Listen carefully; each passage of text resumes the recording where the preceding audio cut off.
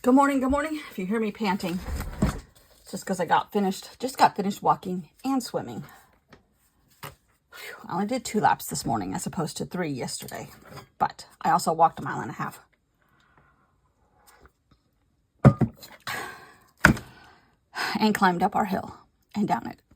For the exercise, the diet portion of my health portion of my journaling session here, I had my doctor's appointment yesterday, which is 3 months. Well, April, May, June. It might be 4.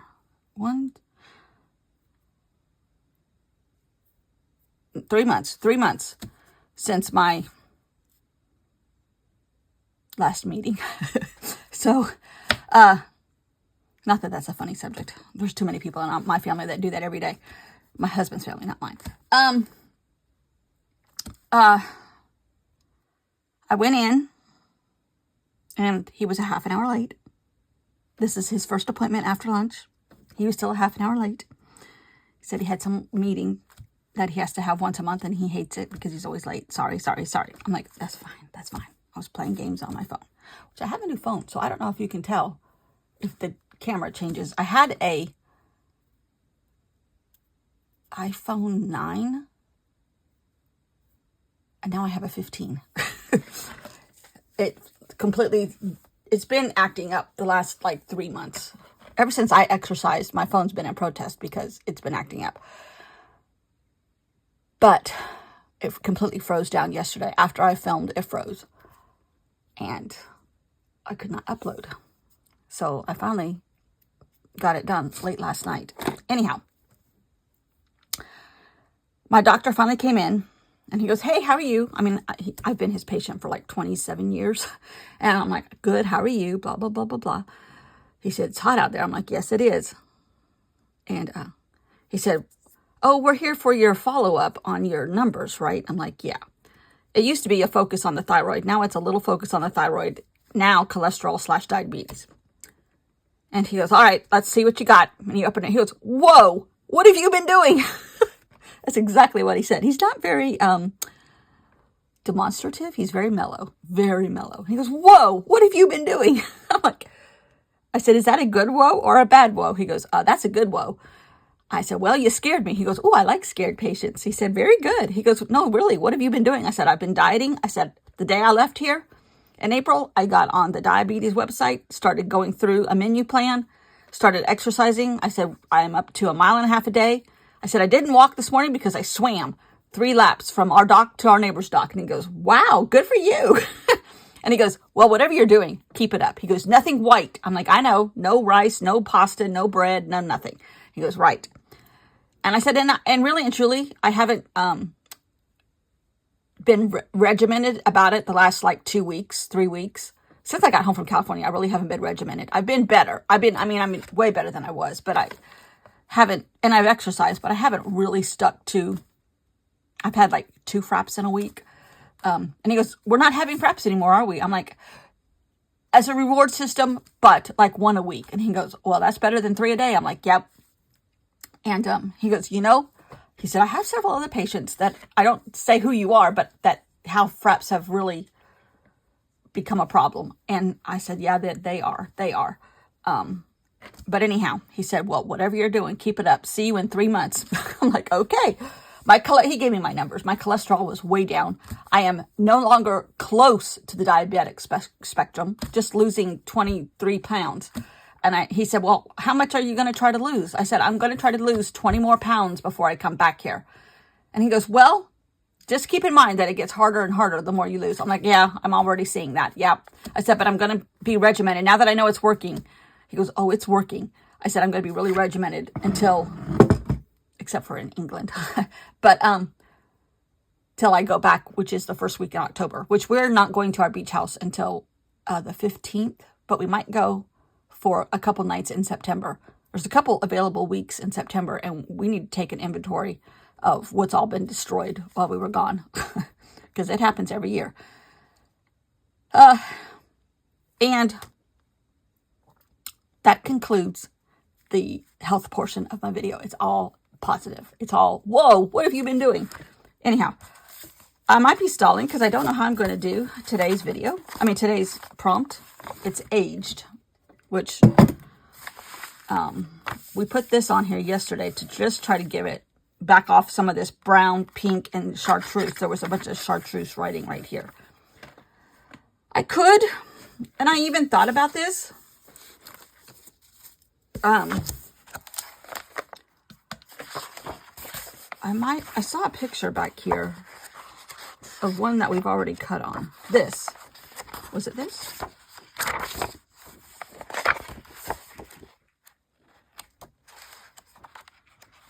No, it was this. I mean, the stucco or the lime or whatever they put on the outside of some of these cottages is all coming apart. The trees are dying. But I don't know. I might still use it as a background for something else. Van Gogh aged tremendously in his short life. He was only 37. That just blows my mind. 1864 to 1890. Yeah, 37.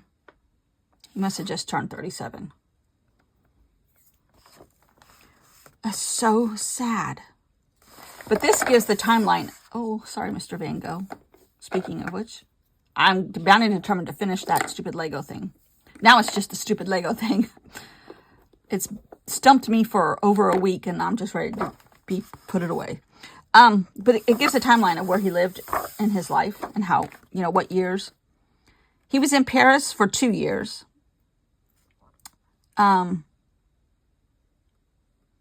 Arles, I know that's not pronounced right, was only a year. That just is crazy. He was in Brussels for 1 year. The Hague for 2 years. Amsterdam proper, a year. Paris for a year. Well, I think he went back and forth. He did. He was in Paris twice. He was in London. 1873, page 32.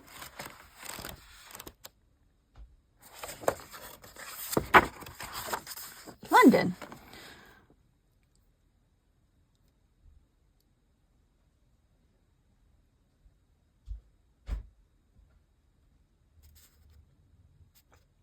Vincent's journey to London, which was from 1873 to 1875. Am I getting all this in? I don't know. Vincent's journey to London included a significant detour via Brussels and Paris. In Paris, he met up with his uncle and aunt who were to accompany him to London. Uncle Saint wanted to introduce him to the staff at Goupil. I'm not sure what that is. Probably something to do with art. Vincent had never been to Paris before. He was amazed at all the sights. He stayed at his Uncle Saint's elegant apartment for a few days, visiting famous museums and looking around Paris branches of Goupil, which were even larger and more impressive than he had anticipated. Maybe it's a plant.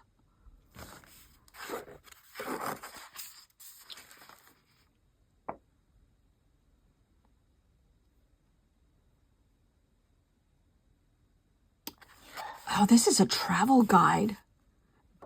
Baedeker's Guide for London, 1885. Don't ignore the dog barking at the husband. It's their morning thing in the shower. He's afraid he's going to float down the drain. So he barks till he gets settled, then he's fine. My friend, when I was out in California, my friend had one of these, not this brand, but another one that was from the 30s of Shanghai. It was a travel guide.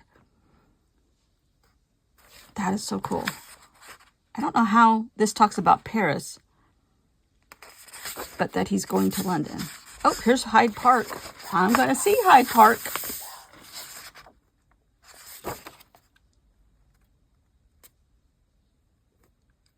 Okay, here's Goupil.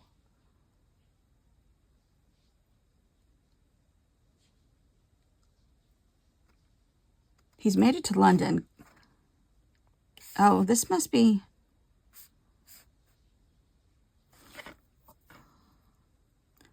a sketch of Westminster Bridge. Oh, cool. On stationery from Goupil. I know I'm saying that wrong. So it's some kind of store or town. Victoria Station, Westminster Bridge. the last part of our trip, we're in London. And we are not going to go try to do Normandy, which is, I feel bad for my husband, but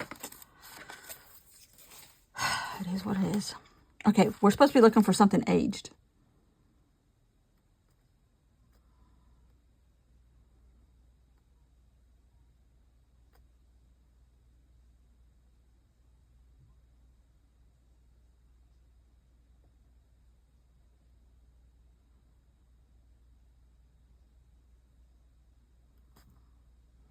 He crossed the English Channel in Dieppe, Dieppe, and got off in New Haven, which is by Brighton, and then took the train to London.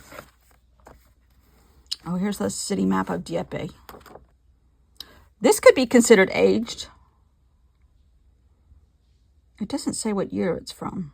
Oh, but that's in that Baedeker's guide. Oh, maybe we put this and this. Those are aged. I wonder.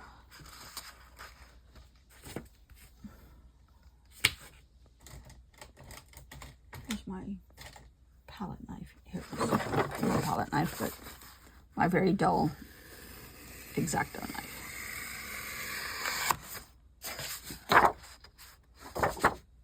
Yeah, we can cut both of them out without messing up the other one. Does this have a date on it? This is a circa 1900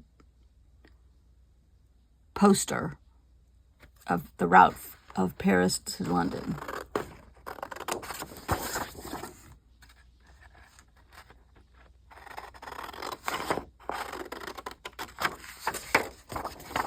Okay. I don't want to mess up these words because it has dates on it. All right, let's just... Here's another poster of the Port Dieppe, however you say it.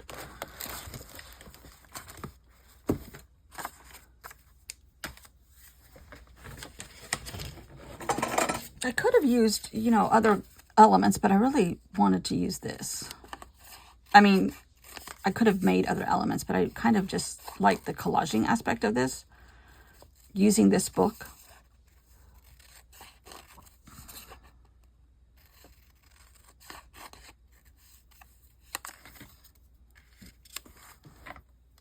And then this has the date. Baedeker's Guide for London, 1885. Oh, that's cool. So that can go like right here. This can go. And the pink of the map might bring out what little pink is still showing here. And I'm going to put the dates maybe on like this color right here.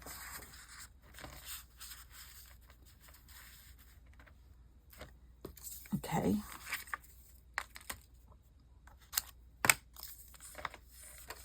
All right, he was 32.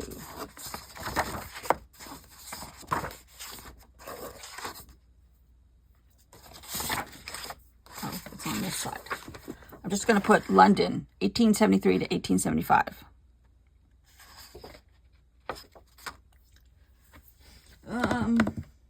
Since I'll be in London in a few weeks. Cool. Okay. Oh, you know what? Forget that. I'm going to put this. I'm going to cut these out.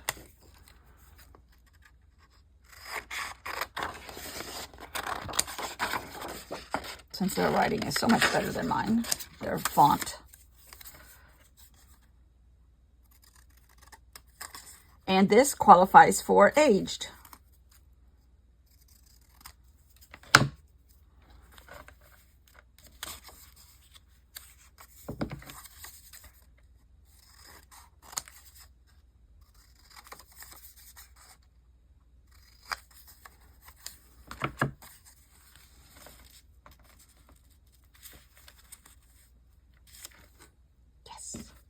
And then I think I'm going to try to put some of this gold in there to just bring it back down here.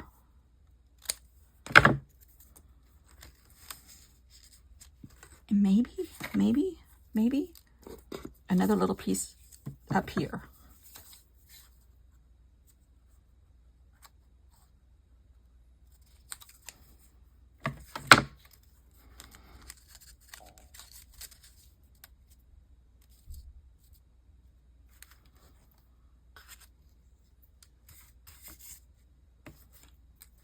Now that, and I don't hate yesterday's either. Y'all might think I'm weird, and I haven't read your comments yet. So, be gentle on the weirdness, okay? Okay. And we'll still be friends.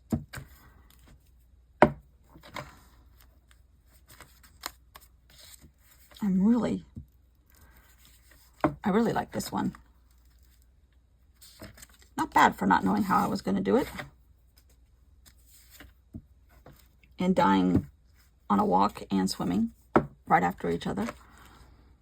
But it looks like we might have a little rain coming in. It was supposed to rain last night, but it didn't. It thundered a lot.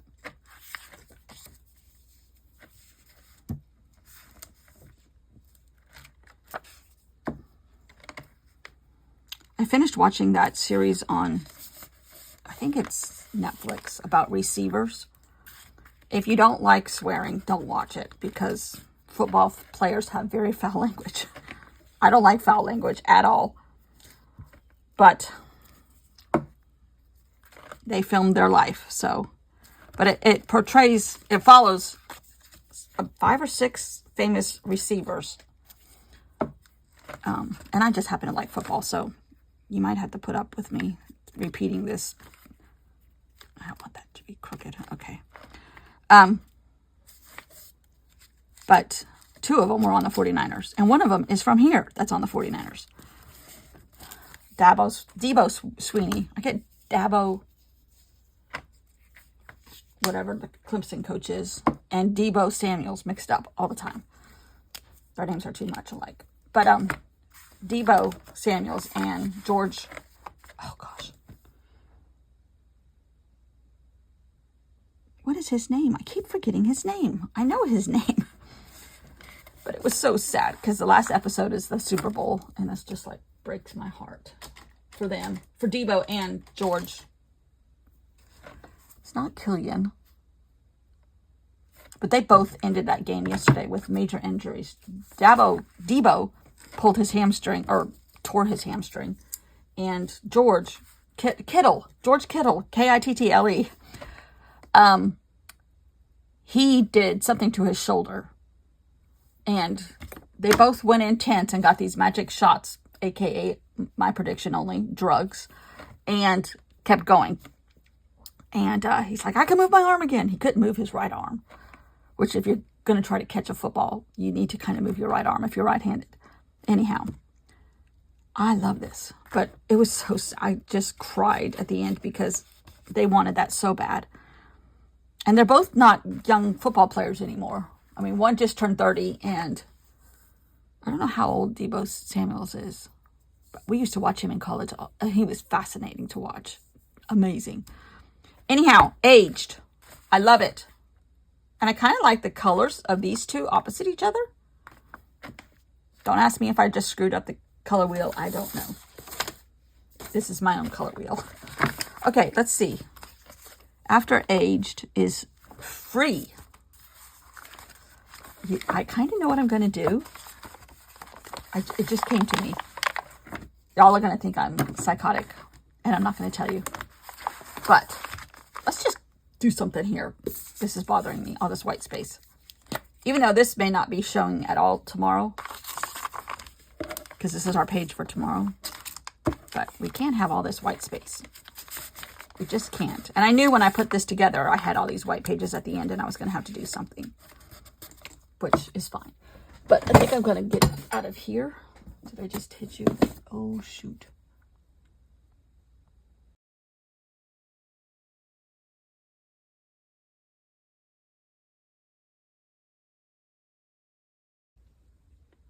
Just found out why it was so close. I had it on 3 times magnification. Okay. Hopefully it wasn't like that the whole time. And we added all this paper. That we're going to leave alone.